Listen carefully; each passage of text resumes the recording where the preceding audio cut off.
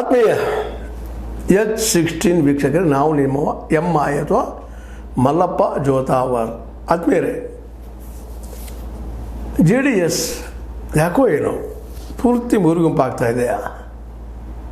ಯಾಕಂತಂದ್ರೆ ಇತ್ತೀಚೆಗೆ ನಿಮಗೆ ಗೊತ್ತದ, ಜೀವಾವಧಿ ಶಿಕ್ಷಣ ಮುಗಿಸಿದಂಥ ಪ್ರಜ್ವಲ್ ರೇವಣ್ಣ ದೊಡ್ಡ ಕಳಂಕ ಆಗಿಬಿಟ್ಟಿದ್ದಾರೆ JDSಗೆ. ಕುಟುಂಬ ರಾಜಕಾರಣ ಇದೇ ರೀತಿ ಇರ್ತದೆ ಅನ್ನೋದಕ್ಕೆ ಒಂದು ಸಾಕ್ಷಿಯಾಗಿದ್ದಾರೆ.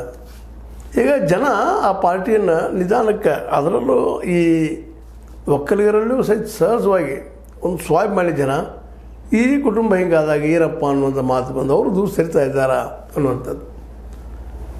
ಯಾಕಂದ್ರೆ ಒಬ್ಬೊಬ್ಬರಾಗಿ ಅವರಿಂದ ಬಿಟ್ಟು ಹೋದರು, ದೂರ ಸರಿಸಿದರು. ಇವತ್ತು ನಿಖಿಲ್ ಕುಮಾರಸ್ವಾಮಿ ಒಬ್ಬರೇ ಇಡೀ ರಾಜ್ಯ ತುಂಬ ತಿರುಗಾಡಿ ಪಕ್ಷ ಕಟ್ಟು ಕೆಲಸವನ್ನು ಮಾಡಲಿಕ್ಕಿದ್ದಾರೆ.